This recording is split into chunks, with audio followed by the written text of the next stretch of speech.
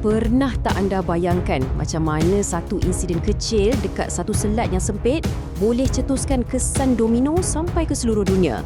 Maksud saya, dari istana-istana besar sampailah ke stesen minyak dekat rumah anda. Hari ni kita nak rungkai macam mana satu krisis di laut ni bukan setakat ubah peta politik dunia, tapi dia betul-betul kena dekat poket dan kehidupan harian kita. Okey, ini dia perjalanan kita hari ini. Kita akan mulakan dengan punca konflik di Teluk. Lepas tu kita tengok macam mana sekutu-sekutu mula hilang percaya. Kemudian kita akan jejaki kesan kejutannya pada ekonomi global dan tengok pula tempiasnya dekat Amerika. Akhir sekali, kita akan persoalkan benda yang paling besar. Adakah peraturan dunia yang kita kenal selama ni dah tak relevan? Jom kita mulakan. Okey, bab pertama kita bawa kita ke nadi ekonomi dunia, iaitu Selat Hormuz. Laluan air yang sangat strategik inilah yang menjadi medan di mana percikan api konflik mula menyala. Ini bukan sekadar kenyataan biasa. Bila Amerika Syarikat buat sekatan laut pada pelabuhan Iran, Iran balas balik dengan amaran keras. Ayat ni pada asasnya bermaksud, kalau kapal kami tak boleh lalu, tak ada siapa pun boleh lalu. Tiba-tiba keadaan terus jadi tegang. Dan dekat sinilah ceritanya jadi rumit. Satu kejadian yang sama tapi diceritakan dari dua sudut yang langsung berbeza. Bagi Amerika, ia adalah tembakan untuk melumpuhkan. Satu tindakan yang dikira sebagai sebahagian dari sekatan yang sah. Tapi bagi Iran, ini adalah satu pencerobohan. Satu tindakan yang mereka kata telah tutup terus pintu rundingan damai. Dua naratif yang sangat berbeza inilah yang jadi minyak untuk menyemarakkan api konflik. Dan nombor ni, ia tunjukkan betapa besarnya pertaruhan yang ada. 20%. Menurut iNews, 20% dari keseluruhan perdagangan minyak dunia lalu dekat laluan sempit ni. Jadi ini bukan lagi konflik tempatan. Ini dah jadi isu keselamatan tenaga untuk seluruh dunia. Sekarang, mari kita tengok kesan gelombang yang pertama. Kesan ni bukan pasal kapal atau minyak, tapi pasal sesuatu yang lebih penting, kepercayaan.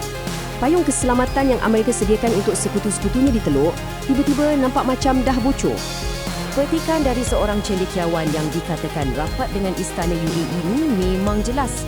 Ia merumuskan satu kejutan strategik yang sedang melanda negara-negara Teluk.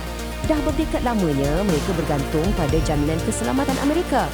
Sekarang, mereka mula ragu-ragu dengan janji itu. Kesannya bukan setakat pada pangkalan tentera ya.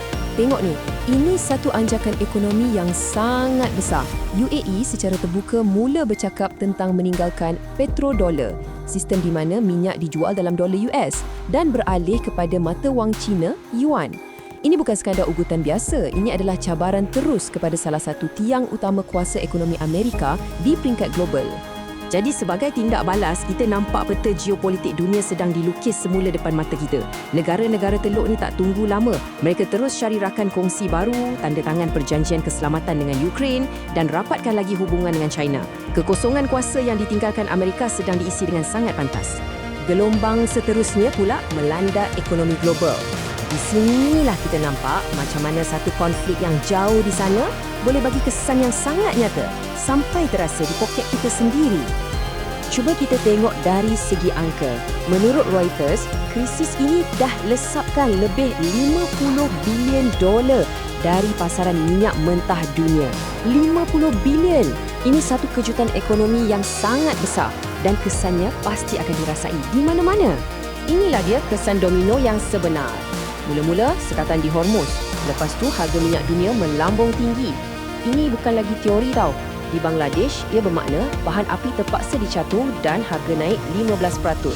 Di Malaysia pula, sampai kena letak pasukan keselamatan dekat stesen minyak sempadan untuk elak penyeludupan. Nampak tak? Macam inilah rupa krisis global di peringkat tempatan.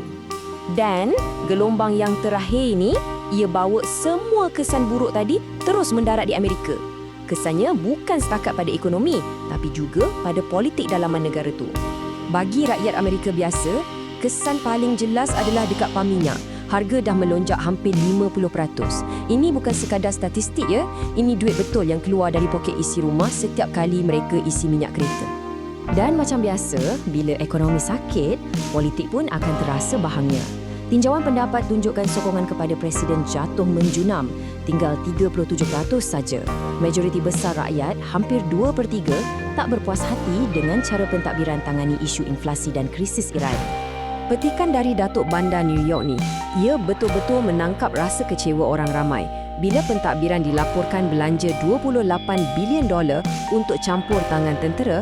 Ramai yang tertanya-tanya, kenapa duit untuk perang sentiasa ada, tapi untuk bantu rakyat sendiri macam tak cukup? Satu persoalan yang menyakitkan dan buat ramai marah. Rasa tak puas hati ini sekarang dah melimpah jadi satu tindakan politik yang luar biasa. Bayangkan, ahli-ahli politik secara terbuka mendesak untuk guna pindaan ke-25. Ini satu mekanisme perlembagaan yang direka untuk singkirkan presiden yang dianggap tak layak. Ini tunjukkan betapa seriusnya krisis politik dalaman yang dicetuskan oleh konflik luar ni. Okey, untuk bahagian terakhir, mari kita undur sikit dan tengok gambaran yang lebih besar. Semua kesan rantaian yang kita dah bincangkan tadi, pakatan yang beralih, ekonomi yang goyah, politik yang bergolak, semuanya menuju kepada satu soalan besar. Adakah asas peraturan dunia yang kita dah pegang selama berdekad-dekad ni sebenarnya dah mula retak?